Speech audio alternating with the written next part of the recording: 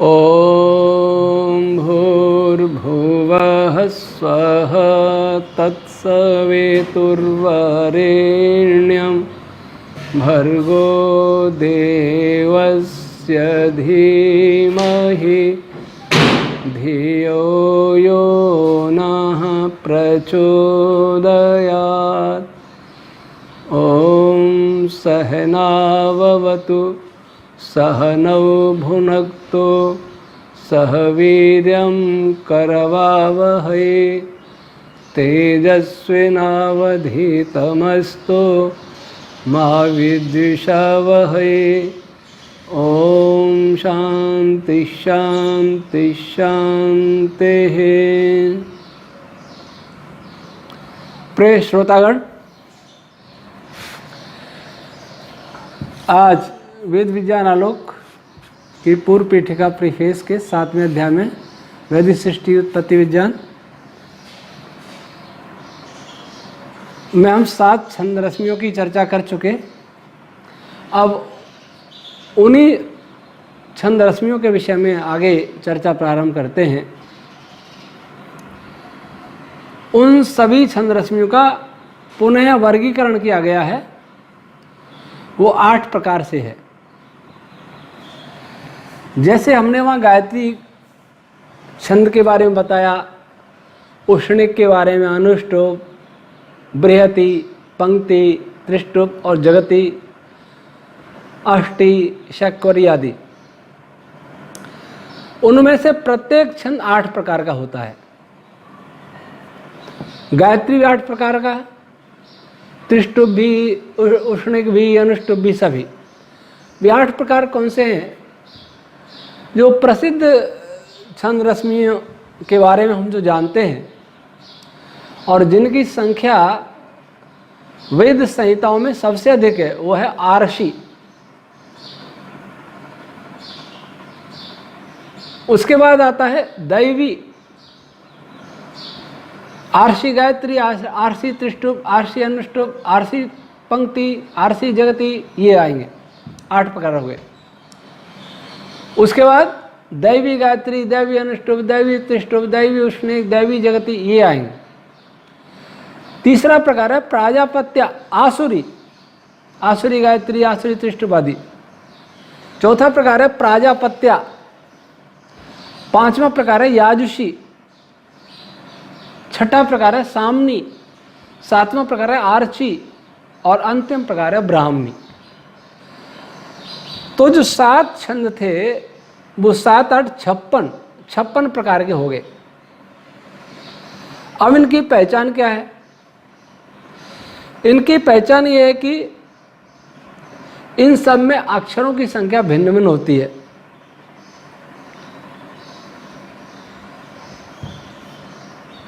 अब आर्षि गायत्री में 24 अक्षर हैं, दैवी गायत्री में 1 है, आसुरी गायत्री में 15 हैं, प्राजापत्य गायत्री में 8 है, याजुषी गायत्री में 6 है, सामनी गायत्री में 12 है, आर्ची गायत्री में 18 हैं और ब्राह्मी गायत्री में 36 अक्षर हैं। इसी प्रकार से उष्णिक जो आर्षि छंद रश्मियां हैं वे 24 से प्रारंभ होती हैं। हम यहाँ एक तालिका दे रहे हैं, उसमें इन अक्षरों की संख्या देख सकते हैं। आर्षि गायत्री में 4-4 अक्षर बढ़ते हैं आर्षि छंदों में।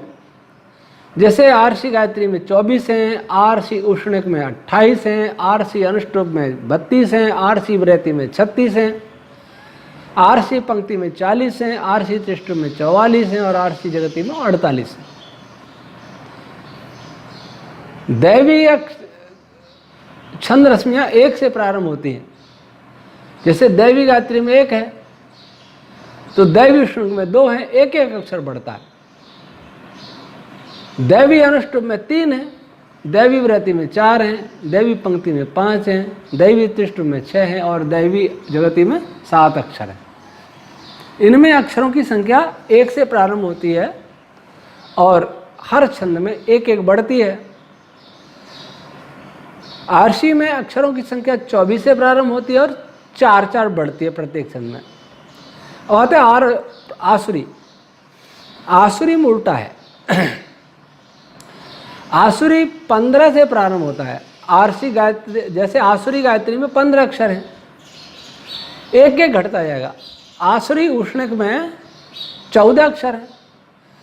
अन्य सभी प्रकार के छंदों में अक्षर बढ़ते हैं, लेकिन आसुरी में उल्टा घटते हैं, 1-1 घटता है।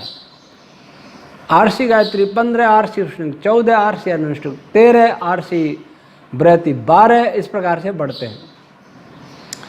अब आते हैं प्राजापत्या। इसमें प्रारंभ 8 से होता है। प्राजापत्या गायत्री 8 अक्षरों की है, फिर 4-4 बढ़ते हैं। प्राजापत्या उष्णिक में 12 हैं, प्राजापत्या अनुष्टुप में 16 हैं, इस प्रकार से 4-4 अक्षर बढ़ते जाते हैं। अब याजुषी। याजुषी छंद रश्मि 6 अक्षरों से प्रारंभ होती है। तो याजुषी गायत्री 6 है, याजुषी उष्णिक 7 है, याजुषी अनुष्टुप 8 है, इस प्रकार से 1-1 अक्षर बढ़ता है। सामनी छंद रश्मियाँ 12 अक्षरों से प्रारंभ होती हैं और 2-2 अक्षर बढ़ते हैं। जैसे सामनी गायत्री में 12 हैं, सामनी उष्णिक में 14 हैं, सामनी अनुष्टुप में 16 हैं, सामनी व्रति में 18 हैं, सामनी पंक्ति में 20 हैं, सामनी त्रिष्टुप में 22 हैं और सामनी जगति में 24 है। ये आरसी से आधे अक्षर हैं इन सभी में। आरची में 18 से प्रारंभ होते हैं। आरची गायत्री में 18 हैं और 3-3 अक्षर बढ़ते हैं। आरची उष्णिक में 21 हैं, वो था आरशी और ये है आरची। तालव्य 3-3 अक्षर बढ़ते हैं। आरची अनुष्टुप में 24 हैं, आरची व्रति में 27 है, ऐसे 3-3 बढ़ते जाते हैं।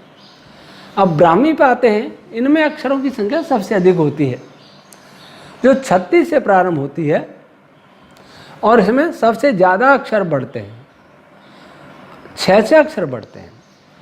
ब्राह्मी गायत्री में 36 अक्षर हैं, ब्राह्मी उष्णिक में 42 अक्षर हैं, ब्राह्मी अनुष्टुप में 48 अक्षर हैं, ब्राह्मी व्रति में 54 अक्षर हैं, ब्राह्मी पंक्ति में 60 अक्षर हैं, ब्राह्मी त्रिष्टुप में 66 है और ब्राह्मी जगति में 72 अक्षर है। अब हम 1-1 छंद रश्मियों पर विचार करते हैं। जैसे गायत्री छंद रश्मियों पर विचार किया, वैसे दैवी पर विचार करते हैं कि सबसे छोटी दैवी रश्मि है और यह इस सृष्टि में, इस ब्रह्मांड में सबसे पहले भी यही स्पंदित होती है, यही वाइब्रेट होती है, यही उत्पन्न होती है। दैवी गायत्री में 1 ही अक्षर है, तो जो सबसे पहले ओम ध्वनि उत्पन्न होती है वह दैवी गायत्री है। अक्षरों की संख्या में स्वरों को ही जोड़ा माना जाता है, गिना जाता है, व्यंजनों को नहीं। तो ओम में 1 स्वर है। यह अलग बात है कि वो 2 स्वरों का मेल है, लेकिन दोनों मिलके वो 1 ही स्वर बन जाता है। तो हम 1 ही अक्षर गिनेंगे, 1 अक्षरा ही इसको सब जगह माना है और संधि करने की कोई आवश्यकता, संधि करेंगे तो फिर दीर्घ को 2 ह्रस्व मानना पड़ेगा, ऐसा कोई आवश्यक नहीं है। तो 1 अक्षरा ओम रश्मि है। भू, ये भी दैवी गायत्री है। भुव में 2 अक्षर आ गए तो गायत्री नहीं है, लेकिन स्व में 1 ही अक्षर है, स्वर है, तो यह भी गायत्री है। तो ये सबसे प्राथमिक छंद रश्मियाँ हैं, सबसे प्राथमिक प्राण रश्मियाँ हैं। ये छंद प्राण दोनों जैसा व्यवहार करती हैं। वैसे प्रत्येक छंद रश्मि प्राण रश्मि है और प्रत्येक प्राण रश्मि छंद रश्मि है। बिना छंद के कोई भी वाक् तत्व इस ब्रह्मांड में संभव नहीं है। जहाँ प्राण और छंद भिन्न भिन्न प्रकार बताए गए हैं वहाँ केवल यही समझना चाहिए कि वो व्यवहार सापेक्ष है। प्राण पुरुष का कार्य करता है और छंद स्त्री का कार्य करता है। इस आधार पर सापेक्ष रूप से कोई प्राण है तो कोई छंद है। तो दैवी इसे क्यों कहते हैं कि इन छंद रश्मियों में सबसे पहले सूक्ष्म और अव्यक्त ज्योति उत्पन्न होती है। अब ओम रश्मि अगर परा की बात करें तो परा ओम रश्मि इस ब्रह्मांड का सबसे सूक्ष्म और सबसे प्राथमिक स्पंदन है, जो अव्यक्त रूप में महाप्रलय की अवस्था में भी बना रहता है। यह अक्षर है, कभी नष्ट नहीं होता। तो दैवी अर्थात यहां सबसे सूक्ष्म दीप्ति उत्पन्न होती है। कितनी सूक्ष्म कि तकनीकी दृष्टि से देखें तो वह दीप्ति है ही नहीं, कि उसको किसी भी तकनीक से देखा नहीं जा सकता, न उसको समझा जा सकता है, परिभाषित किया जा सकता है। दिव क्रीड़ा विजिगीषा बहुत सारे अर्थ हैं दिव धातु के, वो सारे अर्थ यहाँ सार्थक होते हैं। जब पदार्थ में हल्की दीप्ति उत्पन्न होती है या जिसके कारण पदार्थ में हल्की दीप्ति उत्पन्न होती है, हल्की कमनीयता आकर्षण बल उत्पन्न होता है, सूक्ष्म स्पंदन गति उत्पन्न होती है, एक दूसरे पर नियंत्रण करने की इच्छा उत्पन्न होती है, यह जिसके द्वारा होती है वह दैवी छंद रश्मियों का क्षेत्र आता है। दैवी छंद रश्मियों की प्रधानता में ये सारे गुण अत्यंत सूक्ष्म मात्रा, जिससे सूक्ष्म कुछ भी संभव नहीं है। कुछ भी ज्ञात नहीं हो सकता ऐसा नहीं है, कुछ भी संभव नहीं है। इससे सूक्ष्म होगा वो महाप्रलय होगा, जहाँ कोई स्पंदन नहीं, कोई गति नहीं है, कोई ध्वनि नहीं है, कोई एनर्जी नहीं है, कोई प्रकाश नहीं है, वो प्रलय अवस्था, महाप्रलय। लेकिन जब दैवी गायत्री छंद रश्मि उत्पन्न हो जाती हैं तो ये बहुत हल्का, जिसको कहेंगे ब्रह्मांड का सबसे सूक्ष्म अर्थात सूक्ष्मतम रूप इनका प्रादुर्भूत होने लगता है इन्हीं रश्मियों के कारण। तो गायत्री उष्णिक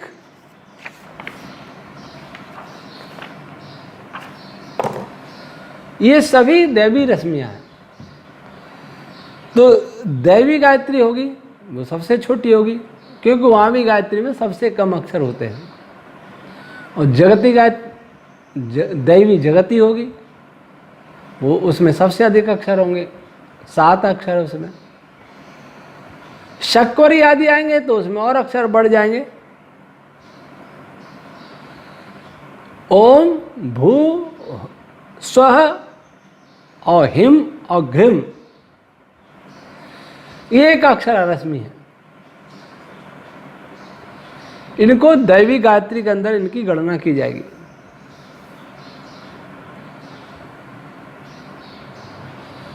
अक्षरों की ये बात और ध्यान रखने योग्य है कि इस सृष्टि में जो छंद रश्मियों का प्रभाव पड़ता है वह केवल अक्षरों की संख्या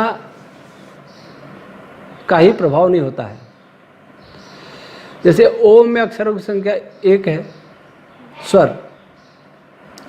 भू इसमें भी 1 है, हिम इसमें भी 1 है, स्वर 1 ही है।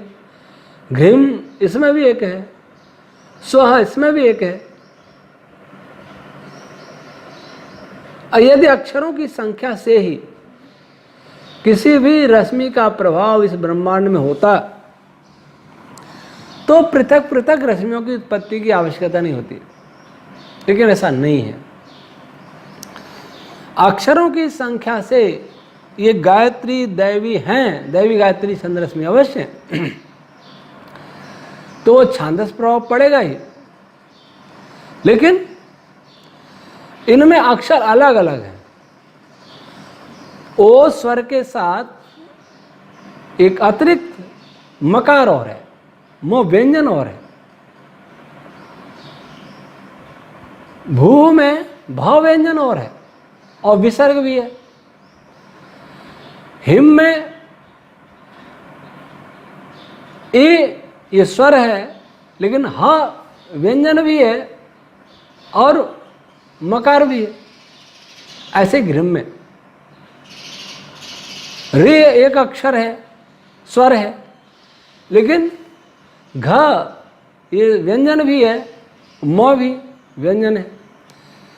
इसलिए भिन्न भिन्न अक्षर वाली रश्मियां भिन्न भिन्न प्रभाव डालती हैं।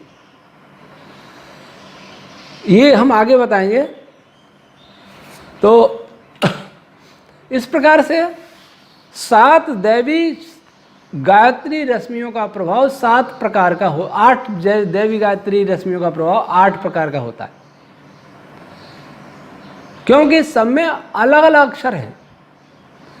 आर्षि गायत्री से हम भलीभांति परिचित हैं, तत्सवितुर्वरेण्यम भर्गो देवस्य बोलते हैं जिसको, या विश्वानि देव सवितर दुरितानि, ये सब आर्षि गायत्री हैं। ओम दैवी गायत्री, इन दोनों का प्रभाव भिन्न है।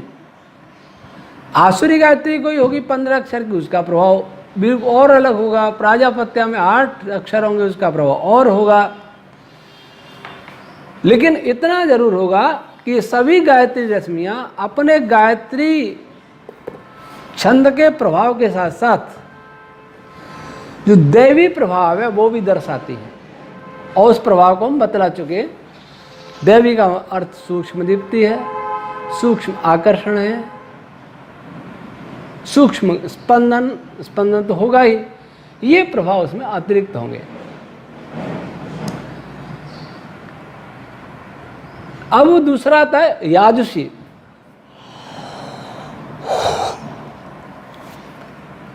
ये और याद रखना है कि सृष्टि उत्पत्ति की प्रक्रिया जब प्रारंभ होती है तो सबसे पहले दैवी छंद रश्मियां ही उत्पन्न होती हैं,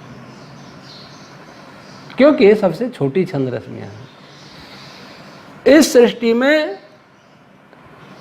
जब इसकी उत्पत्ति की प्रक्रिया का प्रारंभ होता है तो सबसे पहले जो गुण उत्पन्न होता है वो होता है हल्की दीप्ति और हल्का आकर्षण। ये प्रभाव सबसे पहले उत्पन्न होता है, अन्यथा महाप्रलय की उस अवस्था में सृष्टि प्रक्रिया आगे बढ़े ही नहीं। जो आधुनिक वैज्ञानिक महाविस्फोट धमाके से उत्पत्ति का प्रारंभ करते हैं, वे इस बात पर विचार नहीं करते कि धमाके से किसी वस्तु का निर्माण नहीं हो सकता, विनाश अवश्य हो सकता है। किसी भी सृजनात्मक कार्य का प्रारंभ कभी भी धमाके से, विस्फोट से नहीं होता है। विनाश अवश्य विस्फोट धमाके तीव्र हद से हो सकता है, लेकिन रचनात्मक कार्य, निर्माण का कार्य धीरे धीरे प्रारंभ होता है। अब दूसरे उसके बाद उत्पन्न होती है याजुषी दैवी। अब याजुषी में 6 अक्षर होते हैं। तालिका में क्रम अलग है और हम क्रम अलग से बता रहे हैं अक्षरों के अनुसार।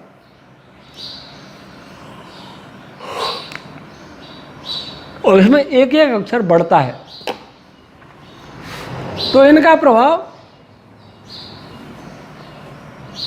गायत्री याजुषी है तो गायत्री का प्रभाव जैसा हमने बताया पहले वैसा होगा ही। याजुषी का क्या प्रभाव होगा कि इन रश्मियों से यजन क्रिया, संयोजन क्रिया समृद्ध होती, बढ़ती है। जब याजुषी छंद रश्मियां उत्पन्न होंगी तो रश्मियां ही रश्मियों से मिलने लगती हैं, जुड़ने लगती हैं,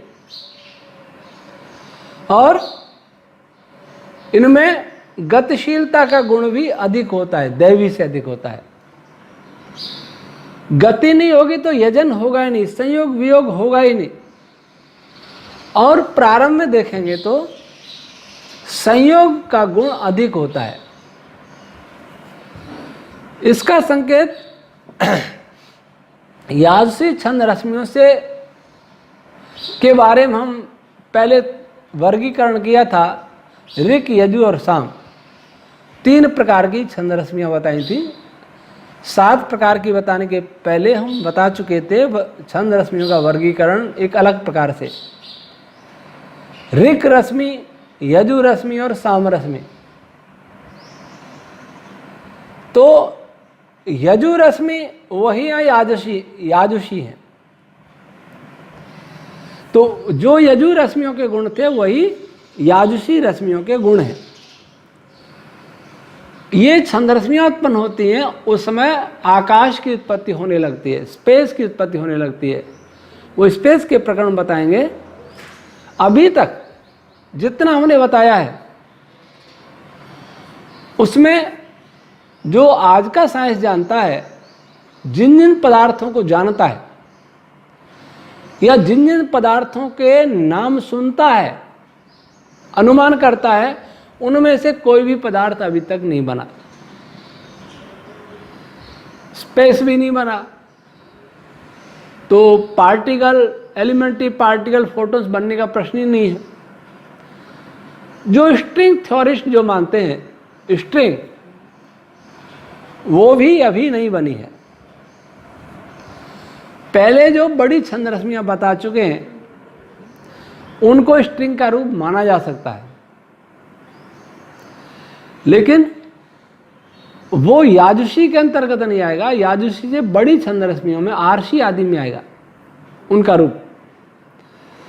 उन गायत्री को ही हम दोबारा बता रहे हैं, अलग से वर्गीकरण कर रहे हैं उसका। तो याजुषी छंद रश्मियों की उत्पत्ति के पूर्व न तो इस ब्रह्मांड में से अब तक जो भी बताया, अब तक न स्पेस बना है न स्ट्रिंग बनी है, तब एलिमेंट्री पार्टिकल, फोटोन से कुछ संभव नहीं बनना। तो इतने चरण हमारे अभी वर्तमान भौतिकी से, चाहे वो पार्टिकल फिजिक्स है, चाहे स्ट्रिंग थ्योरी है, चाहे एस्ट्रोफिजिक्स है, कॉस्मोलॉजी है, क्यूएफटी है, जो भी है, उससे हम आगे हैं। तो याजुषी रश्मियां जब उत्पन्न होती हैं तो संपूर्ण पदार्थ में ये उत्पन्न रश्मियां किस में हो रही हैं? मनस तत्व के अंदर ये हलचल हो रही है, उन्हीं को रश्मि कहते हैं। जब ये पूछा जाता है कि वेव्स, तरंग किस में बन रही है, स्पंदन किस में हो रहा है, पानी की लहर में पानी होता है और वो लहर पानी के अंदर बन रही है, वैसा ये लहरें, ये रश्मियाँ, ये स्पंदन किस में हो रहे हैं? इसका उत्तर है कि ये मनस तत्व में हो रहा है, स्पेस में नहीं हो रहे। स्पेस बना ही नहीं अभी। स्पेस याजुषी से बनेगा, उसमें छोटी रश्मि भी आ जाएंगी। तो जब याजुषी रश्मि बनेगी तो उन रश्मियों में याजुषी के गुण भी होंगे और गायत्री, त्रिष्टुभ, अनुष्टुभ, जगती, वृत्ति, उनके भी गुण होंगे। अब यहाँ तालिका में देखेंगे आप सारणी में, तो याजुषी गायत्री में 6 अक्षर हैं, याजुषी उष्णिक में और देवी त्रिष्टुभ में भी 6 अक्षर हैं। अक्षर दोनों के समान है, लेकिन छंद दोनों का अलग है। ऐसी स्थिति में क्या हुआ?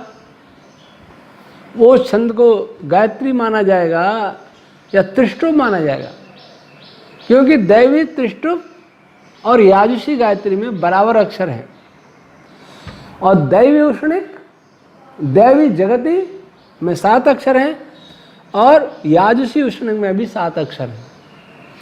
तब इनके गुणों का निर्धारण कैसे होगा, कौन कौन सा इसमें गुण है, उसके विषय में हमारा मत ये है